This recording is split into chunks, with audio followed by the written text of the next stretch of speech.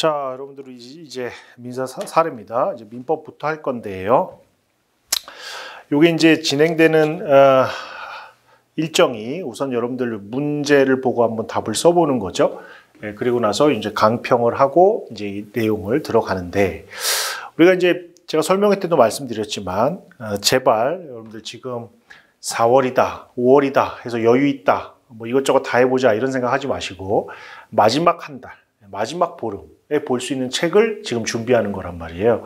그렇게 좀 타이트하게 해야 시간 낭비 안 할 수 있고 다른 과목과의 균형을 좀 맞출 수 있어요. 그래서 지금 하는 이 일종의 진도별 모의고사는요, 뭐 창작 문제 쓴다 이런 생각 제발 하지 마시고요. 어떻게든 이 기출 문제의 주요한 쟁점들을 숙지한다. 그걸 위해서 암기하기 위해서 써본다. 이게 우리 목표입니다. 또 하나는요, 저는 이제 그런 생각이에요. 똑같은 내용이라도 우리가 편집이 바뀌고 형식이 바뀌면 그걸 보는데 시간이 걸립니다. 똑같은 내용이라도. 그래서 가능하면 똑같은 내용이라면 여러 개를 안 봤으면 좋겠어요. 그래서 저는 교재를 이것저것 늘리는 거를 별로 안 좋아하는데, 여러분들이 이미 사례집으로 이 변사기를 택한 이상 사례 기록은 일단은 변사기에 집중을 해야 되겠죠. 그래서 이 진도별 모의고사도 변사기에 있는 문제 중에 뽑아서 한번 써보고 외워보는 겁니다. 따라서 강평도 강의 안에서 우리가 이제 오늘이죠. 오늘 시험에 나왔던 문제를 가볍게 언급하는 쪽으로 가는 게 맞습니다. 그럼 여러분들은 써본 거는 그야말로 암기를 위해서 한번 써보는 거고요. 내용은 변사기로 정리하고, 그리고 끝나고 나면 이 답안지는 그냥 원포인트, 여러분들 몇 가지 포인트, 꼭 기억해야 되는 포인트만 남기고 버리고, 그래서 양을 계속 줄여 나가야 됩니다. 쓸데없이 양을 계속 늘리는 게 최악이에요. 자, 뭐 그렇게 하시면 됩니다. 자, 그러면 이 교재는요, 이제 목차가 몇 페이지죠? 목차를 보시면 페이지는 없네요. 근데 목차를 보시면 민총, 물권, 채총, 체각, 가족 이렇게 돼 있죠. 근데 이제 가족법은 저희가 따로 특강을 통해서 보충할 거기 때문에 이 과정에서는 이제 제3법만 민총, 물권, 채권을 하게 될 거고요. 이 책의 특징은 이제 변호사 시험과 예전 사법 시험 문제들, 그다음에 변호사 시험 모의 시험 문제들 중에서 중요한 쟁점들을 모아놓은 거죠. 제가 설명회 때도 말씀드렸지만 우리 이제 변호사 시험이 벌써 14회 정도 막 이렇게 되잖아요. 그리고 모의고사는 1년에 3번이니까 개수를 하면 이제 무지무지 많죠. 그러니까 기출문제가 굉장히 많고요. 이제 똑같은 문제가 또 나오진 않겠지만 똑같은 쟁점들은 계속 나온단 말이에요. 그래서 똑같은 쟁점들이 계속 나오기 때문에 기출문제를 여러분들이 숙지를 해두면 이미 이제 이렇게 쌓여 있기 때문에 중요한 것들은 다 보게 됩니다.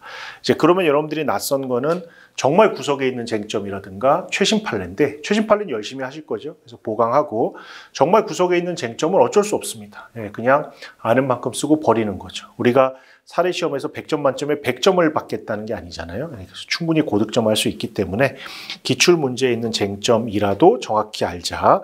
푸는 게 아닙니다. 푸는 건 시험장 가서 푸시고, 여기는 이제 기출 쟁점들을 숙지하는 것을 목표로 하시면 될 것 같습니다.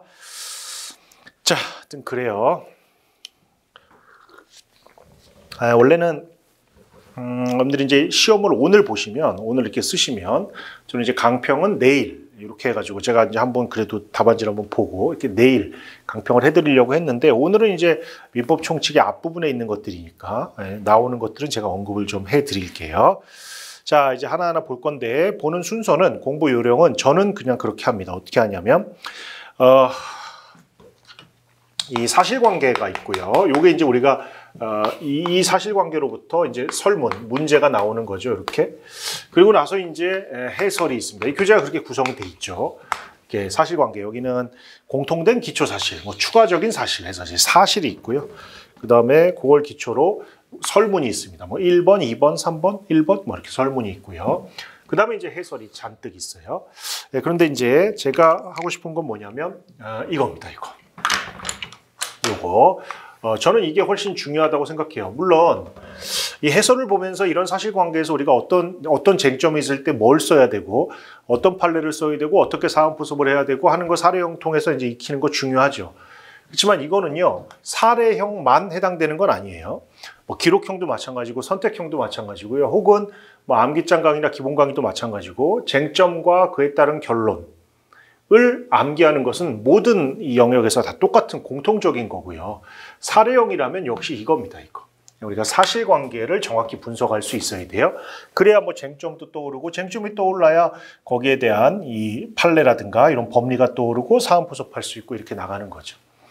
근데 이제 대부분 사례형 학습은요, 아직까지도 요거는 한 2 정도, 요거를 8 정도 이렇게 학습하신단 말이에요. 이건 사례형 공부가 아니죠. 이거는 그냥 사실관계는 대충 눈으로 한번 보고 거기에 맞는 해설만 열심히 밑줄 그으면서 보고 계시는데 이건 사례형 공부를 하는 게 아니죠. 이제 이렇게 하면 어떤 문제가 있냐면요. 이 특정한 주제에 대한 쟁점은 내가 알 수 있어요. 그렇지만 실제 사실관계가 좀 바뀌면 이게 적응이 안 되는 거죠. 이 사실관계에서 어떤 쟁점을 써야 된다, 이게 해결이 안 되는 겁니다. 그러니까 이제 사례형이 항상 어렵게 느껴지는 거죠. 그래서 저는 여러분들이 사실관계를 좀 익숙하게 할 수 있도록 사실관계 설명을 조금 해보겠습니다. 좀 천천히. 그래서 굳이 비중을 두자면 6대 4 정도로, 6대 4 정도로 이렇게 한번 해보려고 합니다. 그래서 여러분들도 요 문제, 요한 뭐 가족법 빼면 한 700 몇십 페이지 되잖아요. 714페이지네요. 714페이지 하시면서 나오는 그 사실관계를 조금 간략히 요약해서 따로 서브로 만들어 두시면 어떨까 싶습니다. 그러니까 이렇게 하는 이유는 사실관계를 정리하고 끝나자는 게 아니고요. 그러한 사실관계를 좀 암기하자는 거예요. 그러면 우리 민법이든 민소든 사례형에서 사실관계로 나올 수 있는 유형이라는 게 무제한이 아니거든요. 몇 개 안 돼요. 그래서 그 한 뭐 예를 들면 70개, 80개 혹은 100개 정도 이렇게 사실관계를 정확히 암기하고 있으면 실전에서 그게 조금 응용이 될 거 아니에요. 변형이 되고. 그럼 훨씬 빨리 풀 수 있고 또 오해하지 않고 이렇게 되죠. 그 작업을 좀 해보셨으면 좋겠습니다. 또 하나 이게 필요한 이유는요.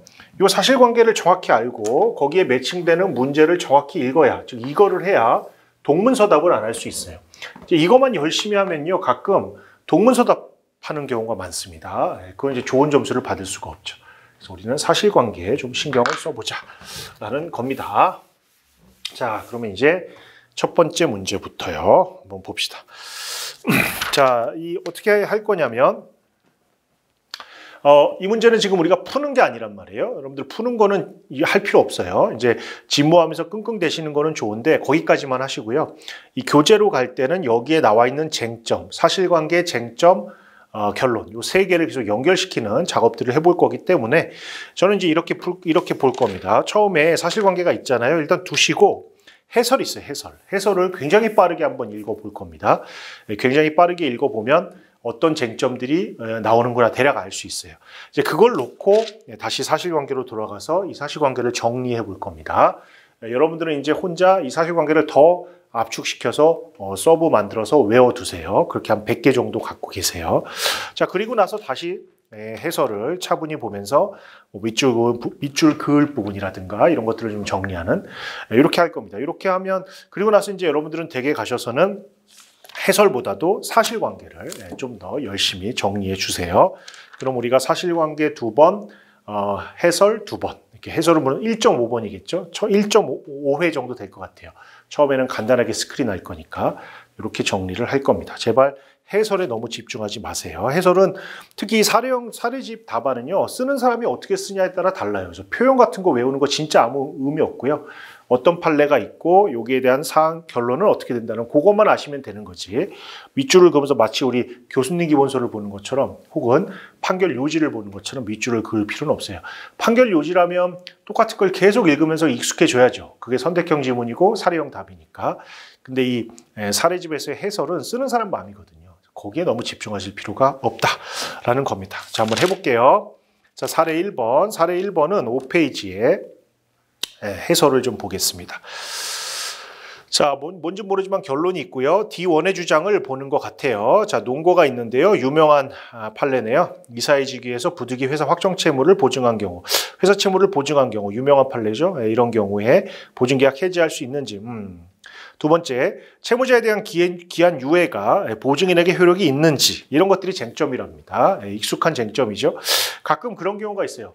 사례의 어떤 쟁점을 봤는데 거기에 대한 뭘 써야 될지 쟁점에 대한 뭐 이슈, 판례나 법조문 같은 게 전혀 안 떠오른다 그러면요.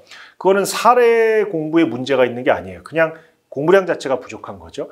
이거 시험 보셔서 알죠? 우리 시험, 특히 올해 시험은 어때요? 사례형 시험은 질문하고 답하고 질문하고 답하고 정신없이 가다 보면 끝나 있어요.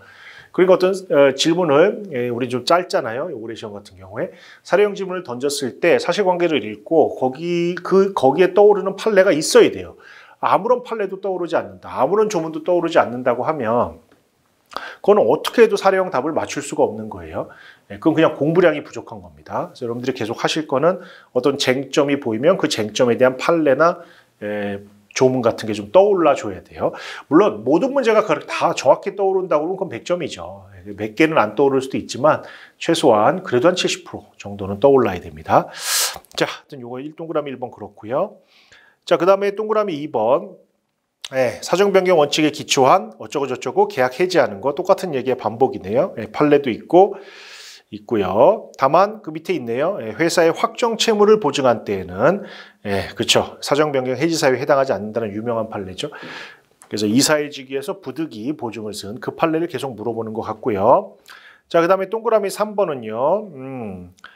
보증계약이 성립된 다음에 보증인 없이 주채무의 내용을 바꿨다. 그런데 그 변경이 보증인의 책임을 확장 가중시키는 것이다. 라고 하면 보증인은 그것까지 책임을 지진 않죠. 자, 문제는 주채무인 확정채무의 변제기 유예가 여기에 해당되느냐. 우리 판례는 그렇지 않다. 라고 하고 있어요. 자, 이걸 가지고 포섭을 하네요. 확정채무를 보증한 보증인이니까 일방적으로 해지할 수 없고 주채무 기한이 유예되더라도 주채무를 가중하는 게 아니기 때문에 그 효력은 보증인에게 미친다. 뭐 이런 것들을 쓰라는 거예요. 그러니까 왠지 D1이라는 게 뭔진 모르지만 보증인 같죠? 그래서 D1은 왠지 뭔지 모르지만 뭐 보증인이든 뭐든 하여튼 이 보증 채무를 라고 이제 채권자가 청구했을 때 거기에 대해서 항변을 하는 모습인 것 같아요. 자, 사실관계를 이제 정리를 해봅시다. 3페이지로 오셔서 자, A 회사가 있어요. 대표자는 B랍니다. 자, 의뢰 대리인임을 자처하는 갑으로부터 부동산을 삽니다. 계약금, 중도금, 잔금을 나눠서 내고요. 잔금은 소유권 이전 등기 서류 교부받은과 동시에 지급한다. 이렇게. 이게 이제 전형적인 매매 계약에서의 패턴이죠. 계약금, 중도금, 잔금 나눠서 내는 겁니다. 그래서 A 회사가 있고요. 대표이사는 뭐 B인가 봐요. 근데 얘가 갑이 의뢰 대리인이랍니다. 그래서 그 의뢰 대리인인 갑과 매매 계약을 합니다. 자, 사는 거.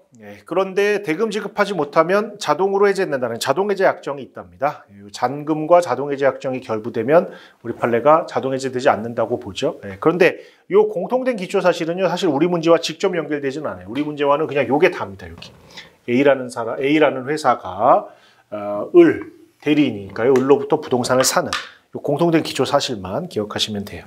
자, 추가된 사실관계. 자, 이 B가 대표이사죠. 중도금 지급하기 위해서 이제 C한테 돈을 빌려달라 이렇게 부탁을 합니다. 그래서 요거는 사실 중요하지 않고요. 이제 요 A가 C한테 돈을 빌립니다. 채권자, 채무자예요. 자, 이렇게 돈을 빌리는데 C가 보증인 2명을 구해라. 그럼 1억 빌려줄게. 이러나 보죠. 그래서 보증인 2명을 구해야 됩니다. 그래서 B가 당시에 이사로 있던 D, 이사입니다. 이사. 얘한테 보증을 세우고요. 회사 이사. 그래서 설명하고 연대보증을 세웠고, 자, 다른 한 명의 연대보증인은 연대보증의 의미나 효과에 대해서 전혀 알지 못하는 등록된 지적장애인인 조카 이. 요 이는 상태가 좀 안 좋아요. 이렇게 2명한테 부탁을 해서 보증을 섰습니다. 자, 그리고 나서 당연히 채권자 C는 요렇게 채권자의 대리인이겠죠. 채권자, 보증인 1, 보증인 2 이렇게 만나서 보증계약을 체결합니다.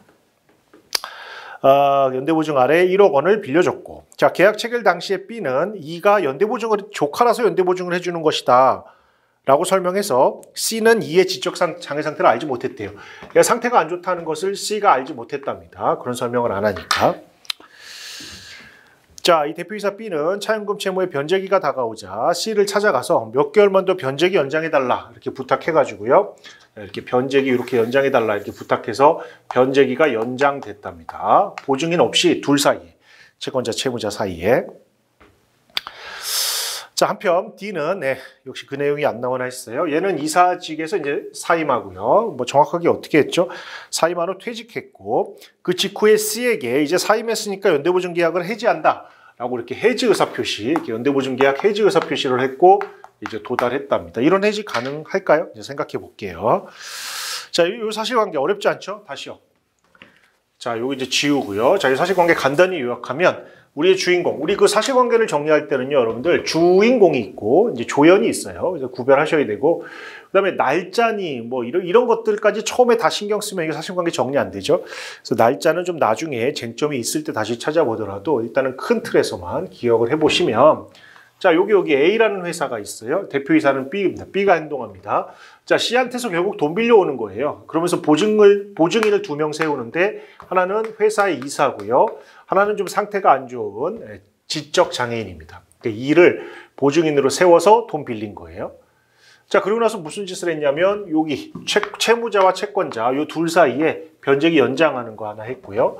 그 다음에 D는 이사회직위에서 그만둔 다음에 해지 의사 표시했습니다. 자, 뭐 이런 상태예요. 자, 이제 소송을 하겠네요. C는 채권자입니다. A 회사에다가 대여금 달라라고 했는데 이제 못 줘요.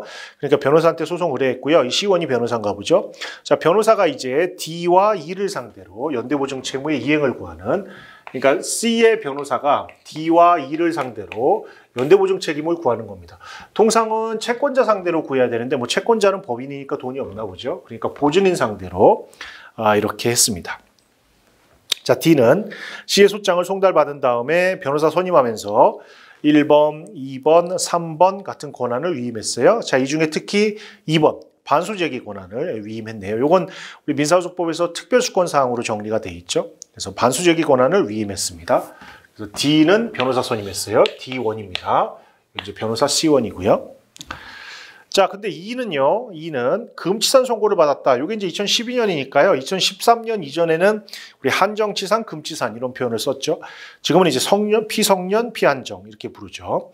자, 금치산 선고를 받았고 아버지 이원이 후견인으로 선임된 다음에 친족회의 동의를 얻어서 E의 법정 대리인으로 C의 본소에 답하면 한편 반소를 제기했네요. 반소의 내용은 연대보증 채무가 존재하지 않는다. 뭐 이런 내용입니다. 지금은 여러분들 친족회가 없죠. 지금은 950조 후견 감독인의 동의를 받으라고 하고 있지 친족회 없어요. 지금 친족회 없어졌어요.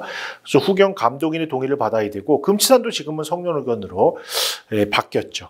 그래서 이가 명확하게 금치산 선고를 받았고요. 그러니까 성년, 피성년 후견인이 됐고 피성년 후견이 됐고 그러다 보니까 이제 소송하고 반소하고 이러는 것들은 법정 대리인이 반소도 내고 했다는 겁니다. 친족회의 동의를 얻었다. 지금은 이제 후견 감독인의 동의를 얻었다고 봐야 되겠죠.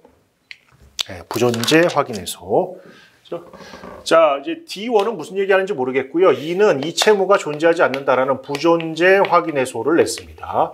왠지 아까 요거 얘기할 것 같아요.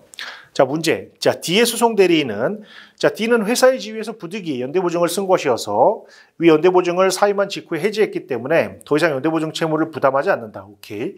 그 다음에 연대보증인의 동의 없이 주채무 기한을 연장해서 그 후에 확정된 대출금 채무를 연대보증인에게 청구하는 것은 부당하다라는 취지를 주장한대요. 두 가지 주장하네요.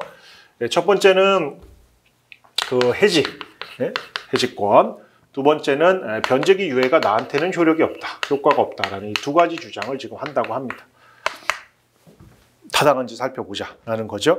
자, 이 주장이 받아들여질 수 있는지 여부를 논거와 함께 설명해라. 보증인 보호 특별법은 고려하지 않습니다. 자, 이제 이런 문제들, 요게 2013년 문제잖아요. 예전 문제들은 이렇게 사실관계를 주고 실제로 소송하는 상황을 주고 거기서 이게 원고가 되고 물론 C가 원고겠죠. 여기가 이제 피고잖아요. 그래서 피고의 항변을 주고 항변을 판단해봐라 이런 문제들 자주 나왔죠. 이러면 우리는 문제에 충실하게 문제에서 요구하는 거에 대한 답을 충실하게 하나씩 해주면 됩니다. 자, 먼저 자, 요거 해지할 수 있느냐? 자, C가 채권자가 보증인 상대로 청구하는 거는 문제가 없죠. 요걸 청구하려면 얘네들이 보증인이어야 되는데 C는 보증 계약을 체결했어요. 다만 보증 계약을 체결하면서 얘하고 체결한 건 아무 문제가 없는데 요 E하고 체결한 거는 조금 문제가 있어 보이기는 하죠. 근데 그건 이제 2번 문제에서 할 거니까 우리 일단 요 D하고만 봅시다. 자, C와 D의 싸움에서 D는 첫 번째 요거 주장하는 거죠. 이사의 직위에서 부득이 회사 채무를 보증 섰다가 이렇게 사임하게 되면 보증계약 해지권을 주느냐라는 겁니다. 자, 이제 요 제가 지금 말씀드린 이 판례는 유명한 판례입니다. 보증계약 해지권 줍니다. 근데 조심하실 거. 요거는요, 계속적 보증에서는 허용되는 것이지 확정 보증에서는 이런 해지권이 안 나옵니다. 근데 여기는 얼마를 빌렸냐? 1억이라는 확정 채무를 빌렸거든요. 그래서 이 주장은 타당하지 않습니다. 자, 두 번째는요. 자, 채권자와 채무자 사이의 변제기 유예가 보증인의 책임을 가중시키는 것이어서 보증인에게 효력이 없다. 자, 물론 채권자와 채무자 사이의 어떤 법률 행위가 보증인의 책임을 가중시키는 거라면 보증인에게 효력이 없는 건 맞아요. 그렇지만 우리 판례가 단순한 변제기 유예는 보증인에게 불리한 게 아니다라고 하고 있습니다. 그래서 이 두 가지를 보면 D의 주장은 변호사 D1의 주장이겠죠. 이건 타당하지 않아요. 그래서 받아들여질 수 있느냐? 받아들여질 수 없는 거죠. 됐죠? 예, 이렇게 하고 다시 5페이지 해설을 한번 볼게요.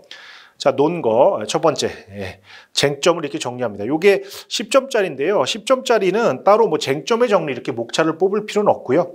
그냥 이제 결론과 논거만 쓰면 되니까 결론 쓰시고 논거를 그냥 쭉 이렇게 동그라미 1, 2, 3, 4 이렇게 그냥 처리해도 줄 처리해도 됩니다. 자, 그럼 판례는 써주셔야 되겠죠. 자, 우선 1번 따로 쟁점의 정리는 아니지만 쟁점을 한번 정리합니다. 이사직의 사임을 이유로 보증계약을 해지할 수 있느냐? 이게 첫 번째 주장이었고요. 두 번째, 기한 유예가 보증인에게 효력이 있느냐? 두 가지. 자, 첫 번째, 이사직의 사임을 이유로 보증계약을 해지할 수 있느냐? 판례를 써야 되겠죠? 유명한 판례죠. 이사의 직위에서 부득이, 이사의 지위에서 부득이. 그 다음에 이사직을 사임한 경우, 이런 경우. 자, 이런 경우에 계속적 보증계약을 해지할 수 있다는 판례. 근데 계속적 보증입니다. 계속적 보증. 따라서 뒤에처럼 확정 채무를 보증한 때에는 해지할 수 없다는 게 우리 판례 입장입니다. 그 다음에 이 보증 채무는요. 주채무, 보증인 관여 없이 보증 책임을 확장, 가중시키면 안 된다. 라는 게 우리 판례 입장이에요. 종전의 책임만 부담하게 됩니다. 그런데 주채무인 확정채무의 변제기 유예는 보증인의 책임을 가중시키는 게 아니라는 게 또 우리 판례예요. 자, 이렇게 하면 정리가 되겠죠. 확정채무기 때문에 이사직 사임했어도 해지할 수 없는 것이고 그 다음에 주채무 기한 유예되더라도 보증인의 책임을 확장시키는 게 아니기 때문에 그 효력은 보증인에게도 미친다라는 겁니다.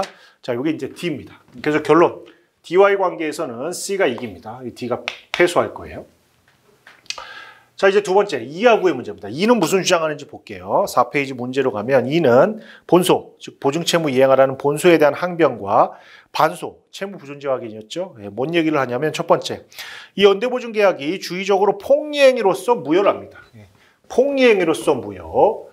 자, 폭리행위는 이제 104조를 얘기하는 건데요. 104조라서 무효. 이게 104조에 해당한다는 거예요. 자, 두 번째는 예비적으로. 자, 의사무능력자의 행위여서 무효다. 이렇게 의사무능력이라고 주장을 하네요. 의사무능력. 그러면 이것도 무효고, 어떤 식으로든지 둘 중에 하나만 걸리면 이 보증계약이 무효고, 따라서 보증채무는 나오지 않고 이런 주장을 합니다. 자, 이 측의 각 주장이 받아들여질 수 있는지 여부를 논거와 함께 하나하나씩 설명하고요. 그 다음에 본소와 반소의 결론을 쓰래요. 논거와 함께. 자, 저 주장이 인정이 된다면 본소는 기각, 반소는 인용일 거고 저 주장이 받아들여지지 않는다면 본소는 인용, 반소는 기각일 텐데 그 전에 민소법 쟁점이긴 하지만 과연 이런 반소가 타당한가라는 것도 좀 있어요. 그냥 우리도 떠올리셔야 돼요. 그러니까 이게 머릿속에 이런 지식이 없으면 어차피 안 되는 거예요. 근데 이제 우리 유명한 민소법 반소 쪽에 가서 배우는 쟁점 중에 그런 게 있단 말이에요. 그 반소도 하나의 독립된 소송이기 때문에 본소의 청구 기각 이상을 구하는 의미가 아니라면 이런 반소는 소이익이 없어 각하된다는 판례가 있어요. 이제 그걸 여기다가 써주셔야 됩니다. 자, 한번 볼게요. 자, 쟁점. 여기는 그래도 배점이 30점이나 되기 때문에 따로 쟁점 혹은 문제 소재 이렇게 따로 뽑아준 거죠. 자, 백사주 문제 하나 하고요. 의사능력 하나 문제 있습니다. 이 두 가지가 이제 민법의 쟁점이고요. 그 다음에 이 과연 채무 부존재 확인의 반소가 반소로서의 소액이 있는가라는 쟁점까지. 마지막 세 번째 쟁점은 민소 쟁점이죠. 자, 첫 번째, C와 E의 연대보증계약이 폭리행위 104조로 무효냐? 될 수 없죠. 여러분들 우리 104조에서 배웠겠지만 무상계약에는 104조가 적용되지 않아요. 무상계약이라는 게 일방만 의무를 부담하는 계약이잖아요. 예, 여기는 보증계약을 서주고 우리 E가 이득을 취하는 게 없죠. 그래서 일종의 무상행위이기 때문에 불공정한 법률행위가 될 수 없어요. 이 104조는요. 급부와 반대급부의 현저한 불균형이 있어야 되는데 이런 무상행위는 반대급부가 없죠. 그래서 불공정한 법률행위가 될 수 없다라는 거 하나. 자, 그 다음에 우리 판례가 104조 적용시킬 때 주관적 요건으로 폭리의사 요구하잖아요. 근데 우리 아까 사실관계에서 봤지만 우리 누구예요? B가 C한테 E를 소개시켜 줄 때 내 조카라서 보증을 서주는 거예요 라고 얘기했단 말이에요. 그래서 그런가 보다 했지 얘의 정신 상태를 알 수가 없죠. 그래서 폭리 의사도 없었던 것으로 보입니다. 그렇다면 104조가 적용될 수는 없어요. 그렇죠? 그런 말들이 써 있죠. 여러분들 키워드들은 무상행위라서 104조 안 된다는 거 무상행위. 그 다음에 C는 이해 상태를 알지 못한 채 계약을 체결해서 폭리 의사가 없다라는 거. 예, 그럼 104조 안 됩니다. 자, 그러면 이 연대보증 계약의 두 번째 주장, 의사무능력으로 무효냐라는 건데요. 이 의사무능력자로 포섭을 해줘야 되겠죠. 여기 우리 사실관계에서 의사무능력자로 포섭하라고 힌트들을 주고 있잖아요. 예를 들면 어디 갔나요? 전혀 연대보증의 의미나 효과에 대해서 전혀 알지 못하는 등록된 지적장애인 이렇게 나오니까 포섭을 해줘야 되겠죠. 따라서 의사능력이 없는 자의 법률행위고요. 이건 무효고요. 혹시 이 자기가 법률행위를 해놓고 뒤집는 거 금반원에 반하지 않느냐? 아니다. 강행규정이다라는 거. 강행규정에 반해서는 금반원 주장 안 먹히죠. 그럼 이 연대보증계약은 무효입니다. 자, 그렇다면 결론. 104조 주장은 받아들여질 수 없어요. 104조 주장 요거는 폭리 의사도 없고 무엇보다도 무상행위이기 때문에 104조가 적용되지 않아요. 그러나 이거는 받아들여질 수 있죠. 그래서 어쨌든 무효입니다. 무효가 되면 반소가 인용되고 본소가 기각돼야 되는데 문제는 요 반소죠. 반소. 부존재 확인의 반소. 자, 이 부존재 확인의 반소가요. 3번에 양가로 2번에 있습니다. 유명한 민소 얘기예요. 이행의 소에 대하여 동일한 채권에 관한 채무 부존재 확인의 반소를 제기하는 거. 요거는 본소 청구 기각을 구하는 데 그치는 것이기 때문에 부적법하다는 게 우리 판례 입장입니다. 따라서 이건 각하됩니다. 그래서 반소는 각하됩니다. 그래서 요게 인용이 아니라 각하가 돼요. 이유는 민사소송법 쟁점 때문에 그래요. 본소는요, 당연히 기각되겠죠. 그래서 원고가 패소할 겁니다. 원고가 패소하면 피고는 이겨야 되겠네요. 이렇게. 됐죠? 네, 결론입니다. 자, 그럼 이제 여기까지 하면 일단 1번 쟁점이 끝났어요. 사례 1번이 끝났거든요. 꽤 길었긴 했는데 여러분들 하여튼 정리를 해보세요. 되게 간단하잖아요. 제가 빨리 말씀드려볼게요. 여러분들은 더 짧게 정리하셔야 돼요.